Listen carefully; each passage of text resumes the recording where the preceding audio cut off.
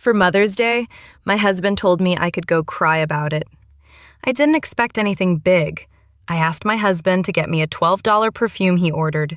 I told him I wanted to go walk around Marshall's.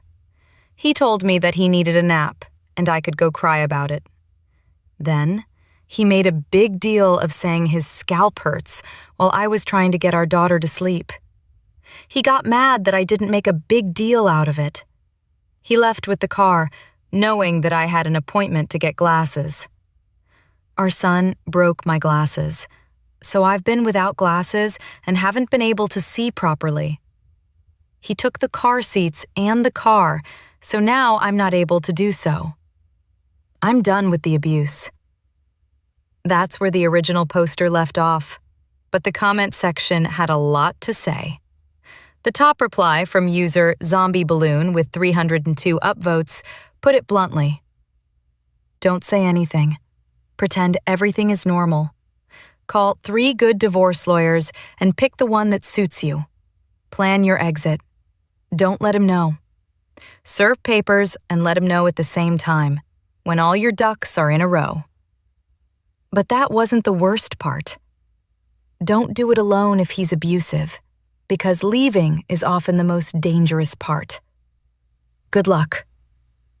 That was user Zombie Balloon. Another commenter, user Forsaken=9839, weighed in.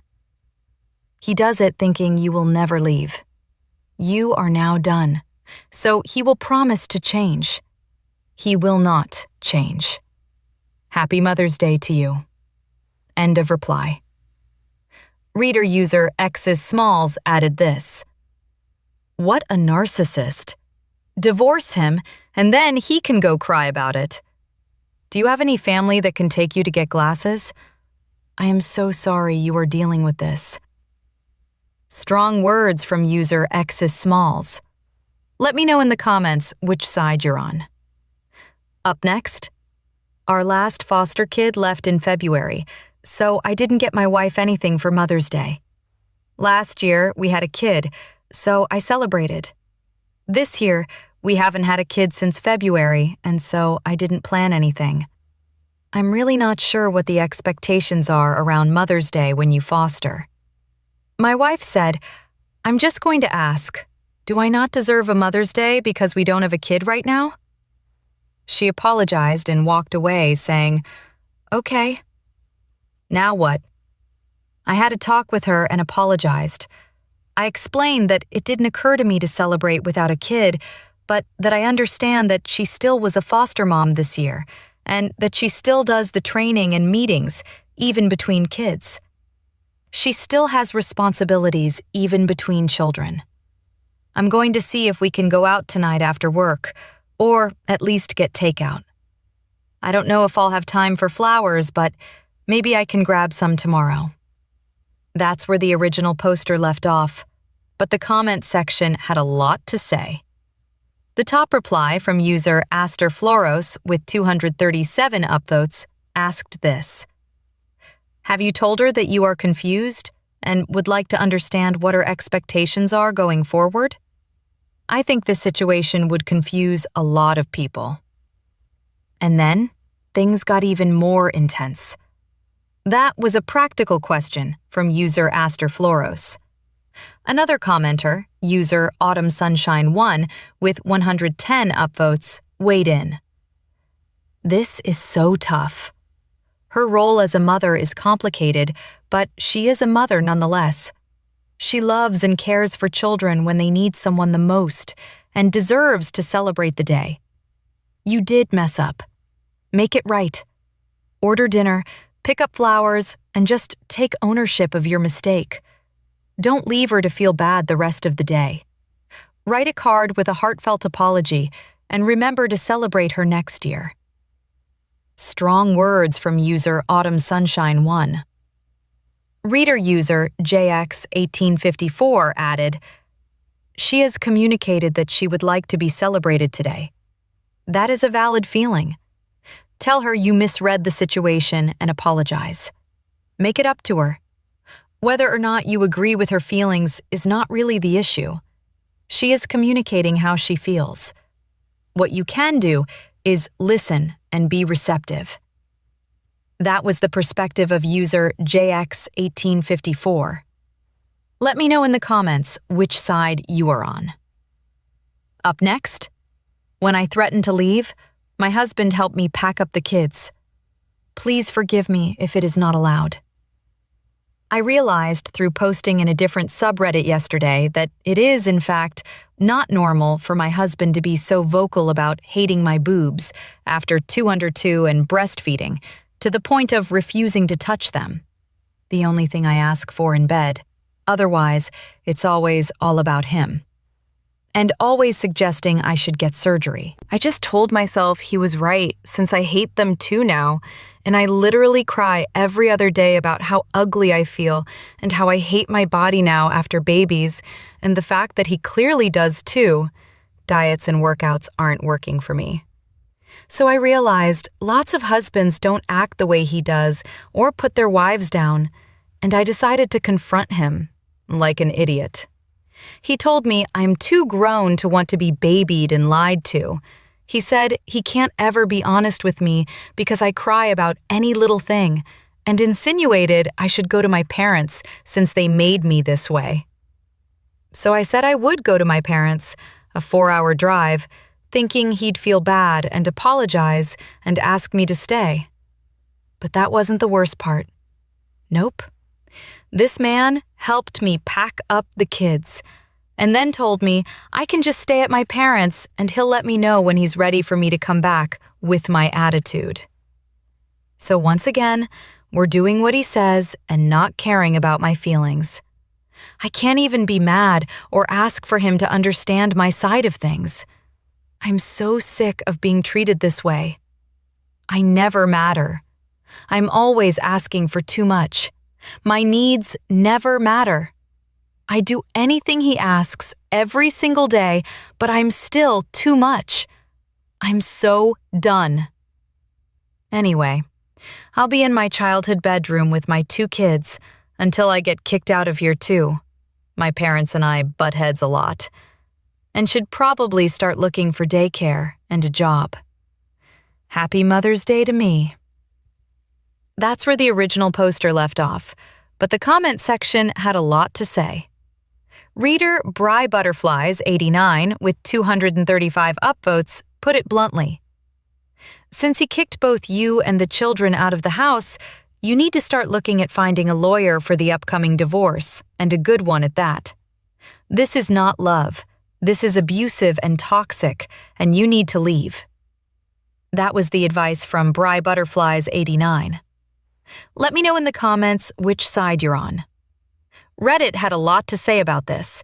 The top comment from you, Breakups89, with 235 upvotes, reads, "Since he kicked both you and the children out of the house, you need to start looking at finding a lawyer for the upcoming divorce, and a good one at that. This is not love. This is abusive and toxic, and you need to leave." Let me know in the comments which side you're on. Up next, after 11 years of marriage, one movie made me realize I missed my ex. My husband is fully aware of this, and when the trailer came out months ago, I told him, "You have to take me to watch it." Coincidentally, it came out on my birthday, and I've expressed how much I've wanted to see this movie so badly. This is now week 3 of the movie being out, and there's been no effort of planning a date or simply just taking me.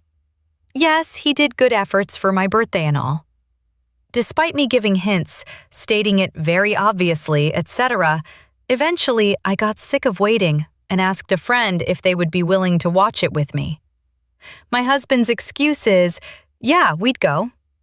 My point is, it's been 3 weeks already, and we don't know when it'll be off of theaters.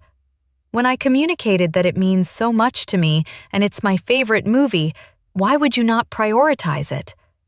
During one of our arguments about this recently, he said, "Why do you have to nag me about it?" It got me thinking about a quote that consideration is the truest form of love, and how opposite of that this is. But that wasn't the worst part. It's all good if there's effort for my birthday or whatever, But if you can't even love me in the way I need or desire, then? If the tables were turned, I do these things before he ever would even have to mention that he wants to do this or that. I can't seem to have it reciprocated in return, though. Why do I have to beg for something so small as a movie? And who made the rule that just because you did effort on my birthday 3 weeks ago, you can't go to the movie now? Not gonna lie, in all of this, after 11 years, the thought of my ex crossed my mind for the very first time. It gave me an ache and a feeling of missing the way I was loved at that point in time. Sigh. Reddit had a lot to say about this. The top comment from You Life Sucks and Then You Die with 60 upvotes reads, "Because he doesn't care. He thinks the effort he has put in, e.g. your birthday, is enough. It's as simple as that. The real question is, do you want to live like this forever?" Let me know in the comments which side you're on. Reddit had a lot to say about this. The top comment from you/lifesucks_n_then you die with 60 upvotes reads, "Because he doesn't care. He thinks the effort he has put in, e.g. your birthday, is enough. It's as simple as that.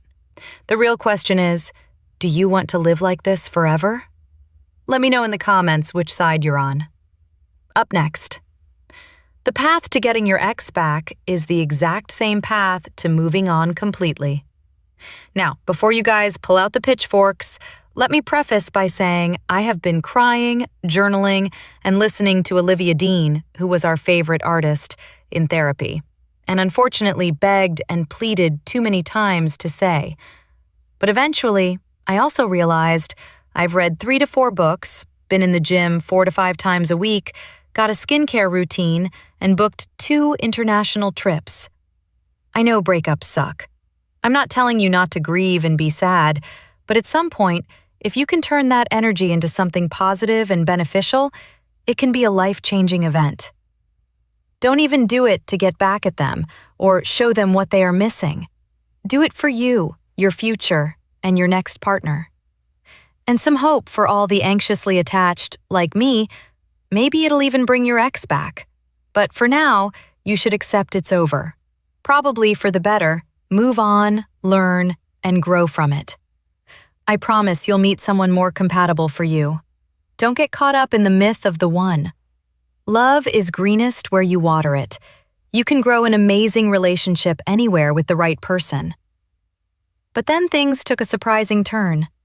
Don't get me wrong, I love and miss my ex, and I hope we can be friends in the future. But they aren't the only ones. Let it be a tough learning lesson. That is where the original poster left off, but the community had some powerful insights to add. Reader North Blackberry 362 shared this perspective. The path to reconnecting with your ex and moving on is the same.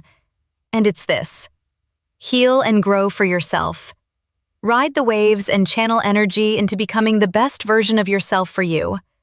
Figure out how to be the best partner for your next partner. Maybe that next partner is your ex, and maybe it isn't. What's key is remembering that reconnection works when 2 people grow separately and come back together as new people. Focus on becoming a new, better version of you, and in the end, it's a win-win. You are able to make it work with that person again, or you're so healed you don't even care and want someone new. Invest in yourself and focus on moving forward. Figure out what your bar is for your next partner or relationship, and hold anyone, including your ex, to that bar. Knowing your standards and ensuring your next partner meets that standard is the most important thing. But again, the path is the same either way. This post is a great reminder of how life-changing a breakup can be if you use the time right. It really forces you to reflect and shift your life around for the better if you do it right. Thoughtful advice from North Blackberry 362.